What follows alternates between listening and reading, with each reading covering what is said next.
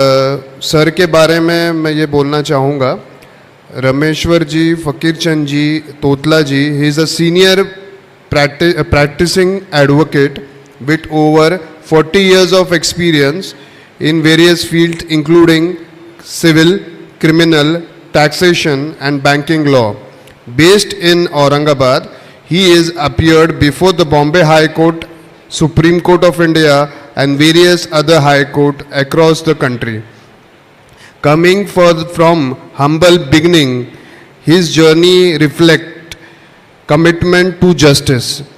Alongside his legal career is actively involved in social service, education and community development to make a meaningful impact on the society. तो sir please. जय जिनेंद्र। मैं पीछे बैठे वाले श्रोताओं से विनती करूं, अगर आगे आते हैं तो और ज़रा मज़ा आ जाएगा। अगर आगे आते हैं तो आइए आप। ज़रा एक कम्युनिकेशन बहुत अच्छे से होगा। और काफ़ी देर से बैठे हैं तो आओ, आ जाए, आओ, आइए आइए सर, आ जाओ ना, आदमी भी आओ, महिला वर्ग भी आ जाओ आगे।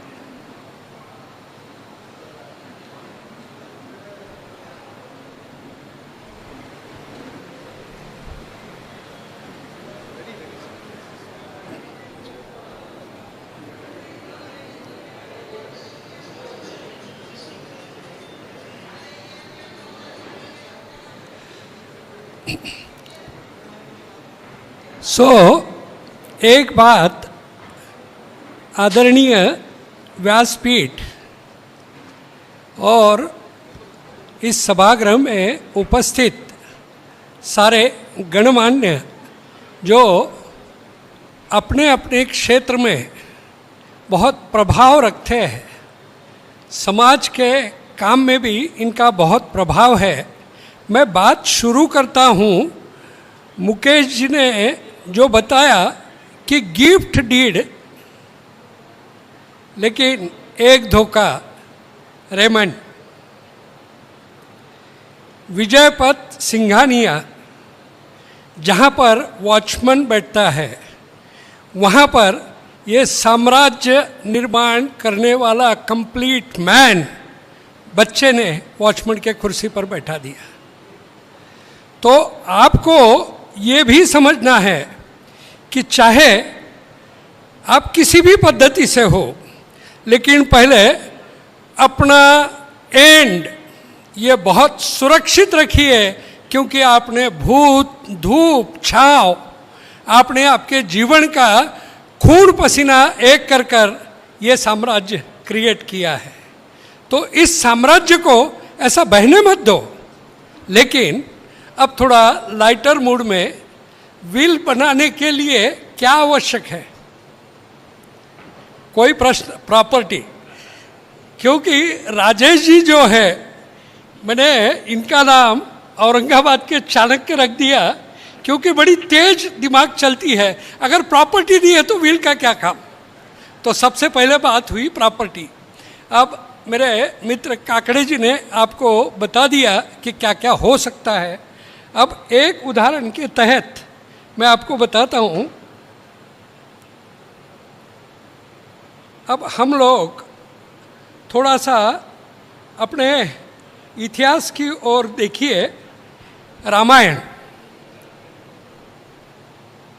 रामायण में राजा दशरथ अंतिम सांस ले रहा है और एक मंथरा घर में है जो कई के कान भर गई कि क्यों राम ही क्यों राजा बनेगा, तेरा पुत्र क्यों नहीं? ऐसी मंथराएं हर घर में है। मंथरा होगी, पुरुष होगा, कोई भी होगा।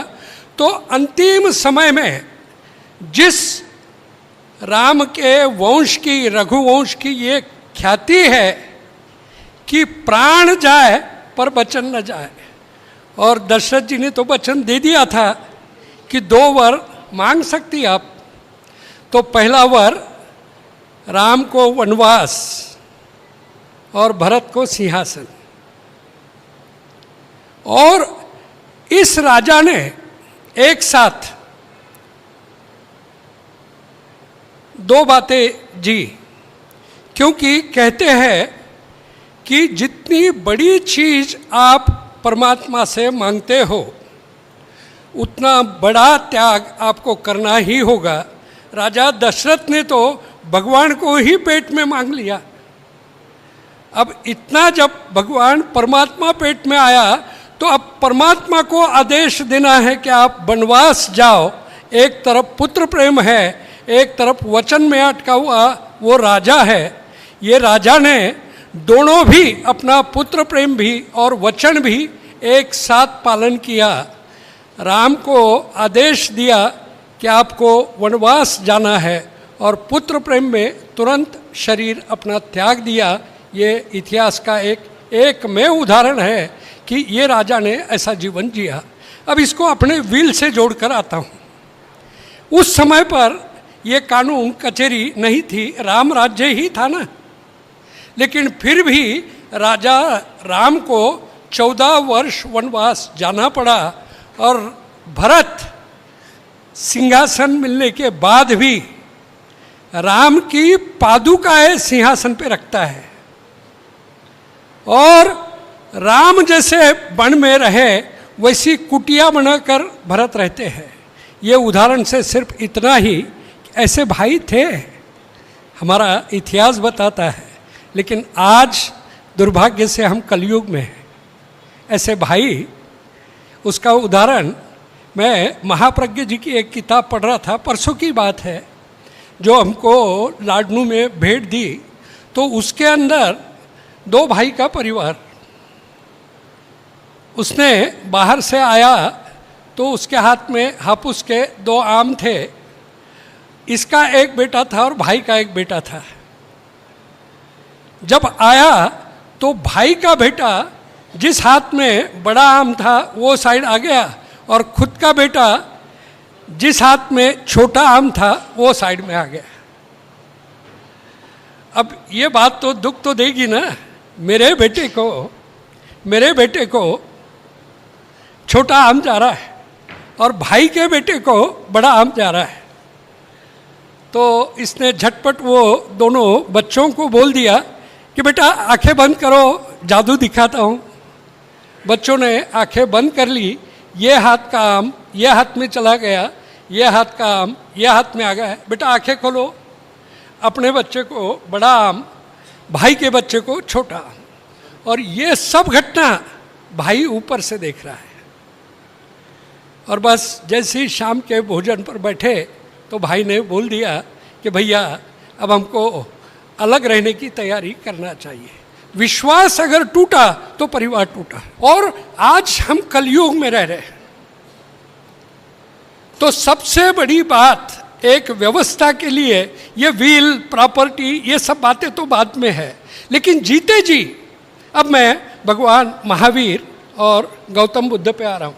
अब इन्होंने झंझट ही नहीं, विल क्या बनाएंगे। अरे खुद राजा होके जब सब त्याग दिया तो काय की विल। और ये भी कितनी उम्र में। तो एक तरीका तो ये भी है कि बहुत कुछ कमाया, बहुत कुछ दान भी किया, लेकिन आखिरी सांस तक आपके पास एक मौका और है कि आपके जीते जी आप जो चाहते हैं वो करिए। परिवार को भी दे सकते हैं, आपके साथ जो विश्वास से इतने सालों से रहा उसको भी दे सकते हैं। कोई रिश्ते वाला दूर का है उसको भी देना है तो दे सकते हैं। किसी के जीवन में उसकी आवश्यकता है उसको भी दे सकते हैं। क्योंकि आखिरी में आप जाने के बाद ये तो बस संसार समाप्त हो गया। जहाँ पर भी आप हो, खुश हो, अपने कर्मों के अनुसार आपकी गति हो जाएगी। और वो कर्म के बारे में बस बात से बात निकल गई। तो अब आते हैं महाभारत की बात एक बार समझ लेते हैं। महाभारत में क्या हुआ कि कौरव और पांडव, अंत में मैं कभी भी कहीं अगर मध्यस्थी का काम पड़ा और जब मध्यस्थी का प्रयत्न फेल हो जाता है तो एक वाक्य मेरे मन में से आता है कि जहाँ परमात्मा कृष्ण मध्यस्थी में फेल हो सकते तो तुम और हम क्या। क्योंकि अंत में उनका एक प्रपोजल था कि पांडवों को 5 गांव दे दो, लेकिन वो 5 गांव को भी तैयार नहीं। तब ये महाभारत हुआ, जिसके आज कई भागवत कथाएं हर शहर में हर दिन चलती है, हर दिन हम सुनते भी हैं, लेकिन अपने में क्या फर्क आता है ये सारा इंडिविजुअल प्रश्न है और उसके आधार पर अपना जीवन है। अब उसके बाद ये टॉपिक के ऊपर आते समय पर अगर कोई व्यक्ति ये विल को मृत्यु पत्र कह सकते हैं, इच्छा पत्र कह सकते हैं, तो अगर विल नहीं किया, कई लोग चाहेंगे कि भाई मुझे विल नहीं करना है, क्यों करूं, ऐसे भी झगड़ा होना है। तो अगर विल नहीं किए तो जो सक्सेशन एक्ट है उस हिसाब से वो प्रॉपर्टी बच्चों में डिस्ट्रीब्यूट होगी। हिंदू सक्सेशन एक्ट है, मोमेडियन सक्सेशन एक्ट है, और इंडिया के क्रिश्चियन लोगों के लिए आप अगर नीचे देखेंगे तो उसके अंदर ये इंडियन सक्सेशन एक्ट है जो 1925 का पहला है। इसमें अगर क्रिश्चियन और पारसी की मृत्यु होती है तो that will be govern by Indian succession act. Muslim personal law, Hindu, Buddhist, Jain, Sikh, Hindu succession act. अब आगे बात विल की। विल के बारे में बहुत कुछ बताया और बिल्कुल सही ढंग से मान लो कि आप तय करते हैं कि हमको विल करना है। सबसे पहले एक नम्र निवेदन सभी को है, जैसे मुकेश भाई टैक्स के बारे में बता रहे थे, अमोल जी सारे लॉज के बारे में बता रहे थे। आप अपने क्षेत्र में जो काम करते हो उसमें प्रैक्टिस करते हुए आपने बिल्कुल बहुत सा यश हासिल किया, उसकी बारकाइयाँ समझ गए। लेकिन एक आपको पर्सनल राय ये है कि जब ऐसे कोई विषय आते हैं तो उस क्षेत्र के तज्ञ व्यक्ति के पास आपने जाना चाहिए। वो विल बनाना वगैरह बाद में की बात, विल बनाओ, गिफ्ट बनाओ, क्योंकि छोटी छोटी बातें होती है। अगर एक स्वल्प विराम या एक शब्द भी गलत हुआ तो आपको पेशवाई का इतिहास मालूम है कि ध लिखा था उसको माँ कर दिया, आदेश था धरा, ध को माँ कर दिया और मार डाला। तो इस तरीके से उस क्षेत्र के अगर टैक्स से रिलेटेड है तो आप सबके चार्टर्ड अकाउंटेंट्स है, लॉ से रिलेटेड है तो आपको लॉयर को कंसल्ट करना चाहिए ताकि कोई भी बातें बचे नहीं। अब रही दूसरी और एक इम्पॉर्टेंट बात आपको बताता हूँ। विल जैसा अभी बताया, पहले वकील साहब ने भी बताया कि ये किसी को भी कर सकते हैं, ऐसा कोई बंधन नहीं है कि आपके बेटों को ही हो या किसको हो। लेकिन अब उसके अंदर एक इम्पॉर्टेंट बात, अगर एक प्रॉपर्टी आपकी और आपके पत्नी की है तो क्या आपके विल में उसको आप किसी को दे सकते हैं? अगर दे भी सकते हैं तो केवल आपका हिस्सा दे सकते हैं, क्योंकि मालिक 2 लोग हैं। और उस समय पर वो बिरला जी का जो केस है वो भारत के सर्वोच्च न्यायालय तक पहुंचा और किस तरीके से इशूलेस थे, लेकिन उसके अंदर झगड़े कैसे होते हैं। विल बनने के बाद मान लो कि 4 भाई हैं और विल बनाने वाले की इच्छा है कि ये छोटे बेटे ने मेरे को अंत तक बहुत अच्छा मेरी सेवा किया, सपोर्ट किया, और उसके हक में मान लो कि 90% दे दिया, 100 दिया, 50 दिया, 75, जो भी इच्छा होगी वो दे दिया। अब ये देने के बाद उसको कोर्ट में जाना है इसका प्रोबेट मांगने के लिए कि ये मेरे पिता का विल है, अब मुझे प्रोबेट दीजिए। अब प्रोबेट देते समय पर आपको बताना पड़ता है कि इनके कोई कानूनी वारस है क्या, और पेपर में पब्लिकेशन भी आता है कि ये प्रोबेट देने के लिए किसका ऑब्जेक्शन है क्या। अब बाकी 3 भाइयों को तो मिला ही नहीं, आ गया ऑब्जेक्शन। ये पिता बेहोशी में थे, इसके पास रहते थे, इसने अंगूठे करवा लिया, इसने साइन करवा लिया, ये झगड़ा फिर से सुप्रीम कोर्ट तक। मतलब ये है कि विल करिए, गिफ्ट करिए, डिस्प्यूट करने की नीयत है। एक शब्द मुकेश भाई ने भी बोला था कि नीयत है तो डिस्प्यूट तो होगा ही। अब कम से कम डिस्प्यूट हो, ये बात कहाँ से आएगी? ये आएगी अपने संस्कारों से। ये संस्कार अपने हर रोज तो यहाँ पर इस व्यासपीठ पर कितने मंगल प्रवचन होते हैं, कितने आशीर्वचन आते हैं, और त्याग में सुख है ऐसा मानने वाला अपना ये धर्म है। इसके बावजूद जब विवाद खड़े होते हैं तो ऐसे समय पर मुझे अपने शहर की दो घटनाएं, एक घटना में एक मेरे बहुत बड़े पक्षकार जो आज नहीं है, हमेशा मेरे पास आते थे, लेकिन उम्र की 87 साल जब हो गई तो उनका फ़ोन आया कि वकील साहब, मैंने आपको आपके ऑफिस में ही मिलना चाहिए, लेकिन मेरी इच्छा है कि आप मेरे पास आइए, ऐसी रिक्वेस्ट करता हूँ तो आप कृपया। बोला बाबूजी आप ऐसा क्या बोल रहे हैं, आप आदेश दो, मैं आ जाऊँगा। मैं जाने के बाद उनका बेटा बहू सामने बैठा है और बाबूजी ने उनकी जो इच्छाएं है वो बेटा और बहू के सामने सब व्यक्त की। एक ही बेटा और बहू। तो बेटा और बहू को एक्वर्ड होने लगा। उनको पता चला कि बाबूजी ने वकील साहब को विल लिखने के लिए बुलाया। तो उनके बेटे और बहू ने बोला कि बाबूजी हम जाते, वकील साहब आप बाबूजी से डिस्कस कर लो, हम निकलते। तो बाबूजी ने बोला नहीं, आपको बैठाकर वकील साहब के सामने मुझे बात करनी है। और उन्होंने सब बात किए, उस तरीके से डॉक्यूमेंट बना, एक नए पैसे का झगड़ा नहीं। अपने साथ वालों को भी विश्वास में लेके अगर काम करते हैं, झगड़ा कब होता है कि अगर एक पर अविश्वास है। अगर एक बच्चे को आपको 40% देना है, दो बच्चे को 30-30 देना है, ये तीनों को साथ में बैठाओ, मैं इसको 40 क्यों दे रहा हूँ ये समझाओ। ये दोनों को साथ में ये समझ जाएंगे, आपके होते हुए समझ जाएंगे। और इसके बावजूद अगर ये विरोध करते हैं तो वहाँ पर मीटिंग एंड करके ठीक है, फिर मेरे को जैसा चाहिए वैसा मैं कर लूँगा। जैसे पुरानी कहानी बचपन में सुनता था कि बूढ़ी माँ थी, पैसा तो कुछ था नहीं और बच्चे को ठीक से पालन पोषण नहीं कर रहे, तो उसको किसी ने राय दे दी, 10 सिक्के दे दिए और एक मटका दे दिया। बूढ़ी माँ रोज रात को टक टक टक टक, बच्चों में मैसेज चला गया कि बूढ़ी के पास तो बहुत है। तो बूढ़ी का 100 साल पूरे अच्छे से चले गए। बाद में देखे तो मटके में 10 कॉइन थे जिसके ऊपर टक टक चालू थी। तो ये तो अपनी अपनी होशियारी है और उस ढंग से काम कर सकते हैं।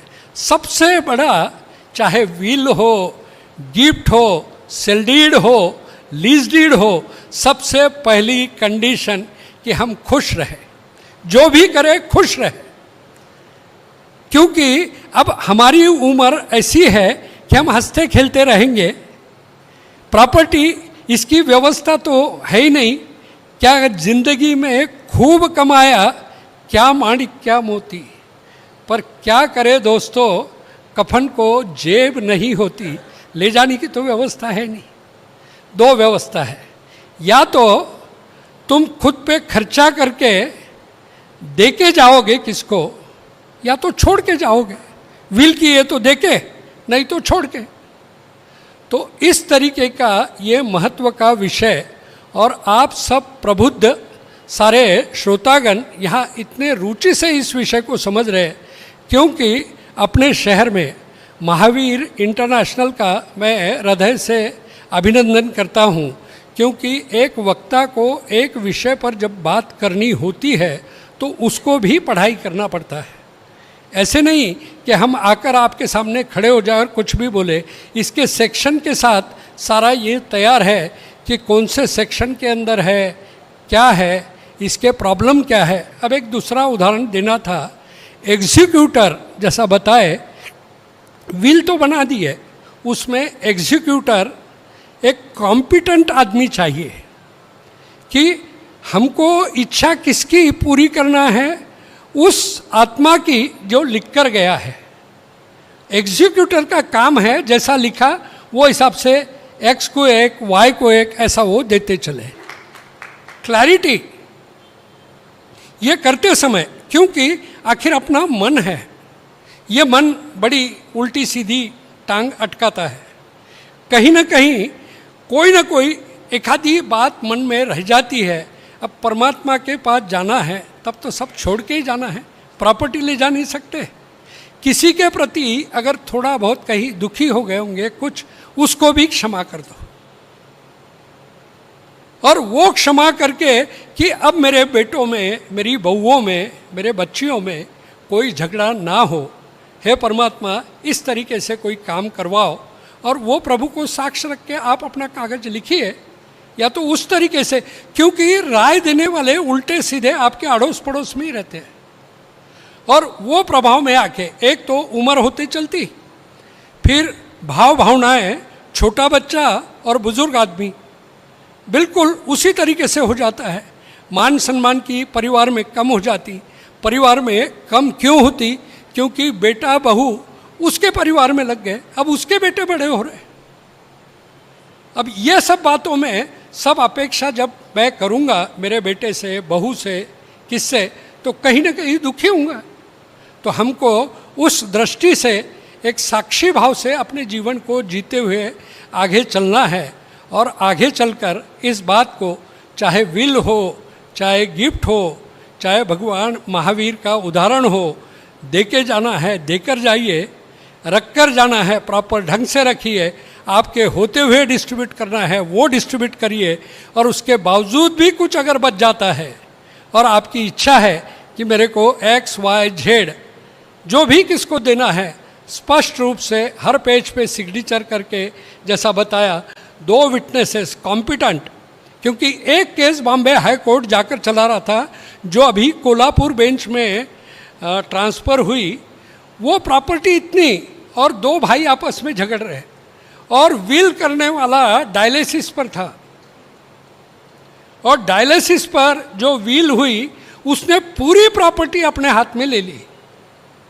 वो लेने के बाद जब उसको चैलेंज हुआ, और वो लिखने वाला भी उनका वकील, एग्जीक्यूटर भी वकील, और वो पूरा उसके पक्षकार के हक में उसने लिख के लिया, और तब होश हवास उस व्यक्ति के ठीक नहीं थे, उसको मेडिकल सर्टिफिकेट नहीं था, ही वॉज बेड रिडन।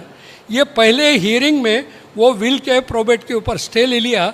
आज इस बात को 12 साल हो गए, अभी तक प्रॉपर्टी वैसी ही पड़ी है, जिसके हक में विल लिखा उसको भी नहीं मिली। तो ये झगड़ा ही शुरू हुआ। तो बेसिकली बस आप सबसे यही प्रार्थना है कि ऐसे विषयों पर चर्चा होती रहे, चिंतन होता रहे, और जितना अच्छे ढंग से परमात्मा ने आपको बहुत कुछ दिया। जब कोई भी व्यक्ति आया, शून्य से शुरुआत है, अब शून्य के पीछे कितने आंकड़े लग गए, परमात्मा आप पर प्रसन्न है। तो उसी प्रसन्नता के साथ आपका परिवार भी हंसी खुशी से रहे, और इसका ख्याल रखने का काम अभी हमारे हाथ में है, और हमारे हाथ में जो काम है उसका प्रॉपर ढंग से डॉक्यूमेंटेशन अगर किया तो मुझे नहीं लगता कि किसी घर में कोई समस्या होगी। एक मैंने बाफना जी से एक बात पर बड़ी चिंता व्यक्त की थी, और मेरे भी हृदय में वो चिंता है। आज सुसंपन्न ऐसे समाज की बेटियां सुरक्षित है क्या, और इसके लिए हम क्या कर रहे हैं? क्योंकि अभी नासिक का TCS का किस्सा है, अमरावती है, अकोला है, और ये सिर्फ व्हाट्सएप पर निषेध और ऐसे कोई कैंडल मार्च इससे नहीं होगा। कुछ किताबें हैं, एक उदाहरण सिर्फ शेयर कर लेता हूँ कि एक बहुत सधन घर की बेटी उस मुस्लिम व्यक्ति के प्रेम में पड़ गई। माँ बाप ने बहुत समझाने के बाद भी समझने को तैयार नहीं, शादी करूँगी तो इससे ही। आखिर सब प्रयत्न होने के बाद पिता ने अपने एक मित्र को बुलाया जो बहुत क्लोज था, अपना दुख बताया। तो मित्र ने अपने दोस्त के कंधे पर हाथ रख के बोला, चिंता मत करो, सब अच्छा हो जाएगा। और उसने बेटी को जाते जाते एक किताब दी, बेटा ये किताब आज पढ़ लो, कल हम बात करेंगे। ये किताब पढ़ने के बाद वो बेटी वहाँ पर वो अंकल के घर पर गई। अंकल ने पिता और माता के सामने बोल दिया कि ये जब उससे इतना प्रेम करती है तो आपको क्या आपत्ति है, इसका सच्चा प्रेम है। वो लड़की को कॉन्फिडेंस आ गया कि अंकल मेरे जैसे बात कर रहे हैं। और फिर जाते जाते एक किताब अपनी बैग से निकाला, बेटा ये पढ़ लो, हम कल बात करेंगे। वो रात में वो बेटी ने किताब पढ़ी। वो किताब पढ़ के अंकल के घर पे बच्ची गई, रोने लग गई कि अंकल आपने क्या किताब दी। बोले तो ये तो संभव नहीं, बोले सिर्फ किताब पढ़ने से उसका पूरा मानसिकता बदल गई कि मैं ये विवाह नहीं कर सकती। अंकल का आग्रह था, नहीं बेटा आपका सच्चा प्रेम है। नहीं बोले, लेकिन वहाँ की रीति रिवाज, वहाँ के प्रॉब्लम्स, वहाँ का खान पान, ये सब किताब में लिखा। ये देखने के बाद मैं परेशान हो गई। बोले ऐसा नहीं कर सकती। नहीं तो बोले बेटा एक बात कर, तेरा जो प्रेमी है, तेरे को इतना जी जान से चाहता है, उसको बोल तू हिंदू बन जा। जैसे ही उसने हाँ बोले ये बात अच्छी है, जैसे ही उसको बोला तू हिंदू बन जा, तो जो तरीके की गाली गलौच इसको सुनना पड़ी, तब इसको ध्यान में आया कि कितनी बड़ी भूल हो रही थी। तो मैं इनसे विनती करता हूँ कि ऐसे विषयों पर ज़रा गंभीरता से चिंतन शुरू करें, और सिर्फ चिंतन विचारों का, भाषणों का नहीं। अपने घर में ये समस्या दरवाजे तक आ गई है, ये कभी भी घर में आ सकती है। तो इसके लिए अब बच्चियों को पढ़ाओ मत, ऐसा तो नहीं बोल सकते। बच्चियों को भी हक है, बच्चों को भी हक है, लेकिन हमारे घर से ही बच्ची जब बाहर जाएगी, इतनी संस्कारित जाएगी, सिर्फ संस्कारित नहीं, शक्तिशाली जाएगी। और उसके इर्द गिर्द कांच की चीज़ को जैसा संभालते हैं, वो संभालने की व्यवस्था भी हमको करना पड़ेगी। आज ऐसा नहीं बोल सकते कि हमारी बेटी पूना न है, पूना में भी अपना समाज है। अलग अलग तरीके से सारी बातें हो सकती है। तो मेरी नम्र विनती है कि इस विषय पर भी सब लोग ध्यान दें।